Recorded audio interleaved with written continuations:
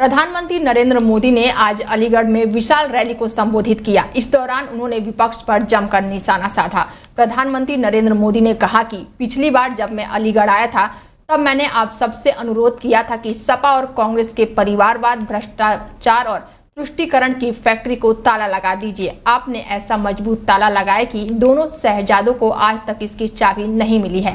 India गठबंधन वाले इतना निराशा में डूब गए हैं कि भविष्य की ओर देखने के लिए उनमें हौसला नहीं बचा है। ये लोग अपने परिवार और सत्ता के लोभ के अलावा कुछ नहीं करते और जनता से सिर्फ छलावा करते हैं। साथियों, ये इंडी गठबंधन वाले इतनी निराशा में डूबे लोग हैं कि भविष्य की ओर देखने के लिए हौसला ही नहीं रहा। ये कहते हैं कि मोदी विकसित भारत की बात क्यों करता है। ये कहते हैं मोदी भारत को तीसरी बड़ी आर्थिक ताकत बनाने की बात क्यों करता है। लोकसभा चुनाव की सरगर्मियों के बीच केंद्रीय गृह मंत्री अमित शाह छत्तीसगढ़ के कंकोर पहुंच गए। बीजेपी कार्यकर्ताओं ने हेलीपैड पर उनका जोरदार स्वागत किया। इसके बाद गृह मंत्री अमित शाह सभा स्थल पर पहुंचे। इस मौके पर अमित शाह ने कहा कि मैं प्रभु श्री राम के ननिहाल आया हूं। हमने 17 जनवरी को अद्भुत दृश्य देखा। 500 सालों से टेंट में बैठे रामलला ने अपना जन्मदिन भव्य मंदिर में मनाया।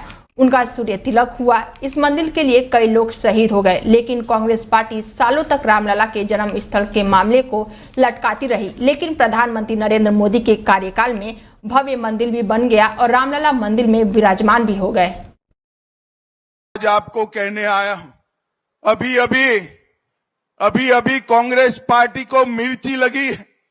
मोदी जी ने उनके घोषणा पत्र में से सबकी संपत्ति का सर्वे करने का कहा है।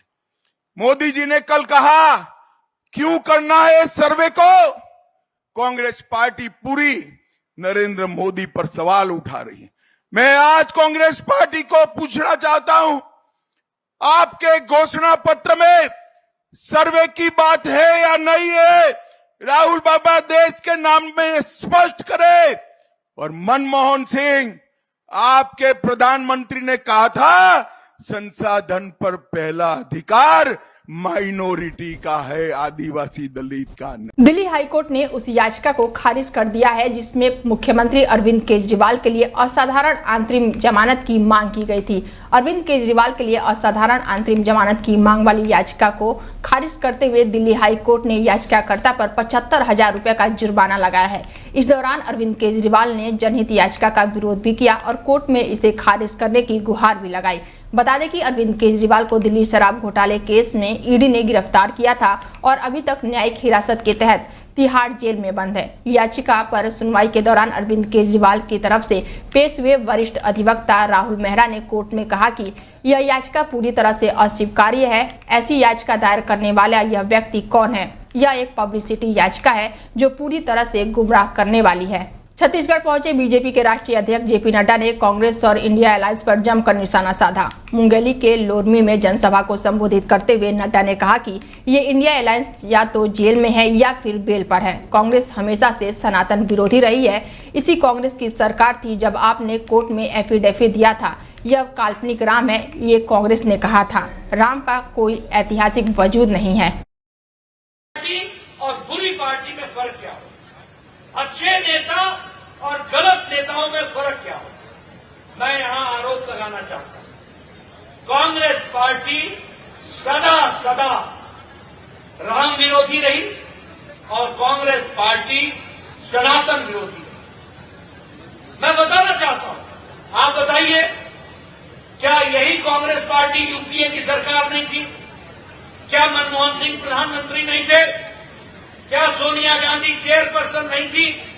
जब आपने कोर्ट में एफिडेविट दिया कि राम काल्पनिक है, राम का कोई ऐतिहासिक वजूद नहीं है, एफिडेविट दिया था आपने कि राम काल्पनिक है, राम का कोई ऐतिहासिक वजूद नहीं है, और सेतु के विषय पर आपने भारत के पक्ष को रखने से आपने उसको डाइल्यूट किया था। क्या ये सत्य नहीं है कि आपका वकील राम मंदिर के केस में खड़ा होकर के उसने कहा था कि यह केस की तारीख बढ़ा दो, क्योंकि केस का अगर फैसला हो जाएगा तो भाजपा वालों को फायदा मिल जाएगा, इसलिए इसको रोको। लटकाने का काम, अटकाने का काम, भटकाने का काम, ये काम उन लोगों ने किया।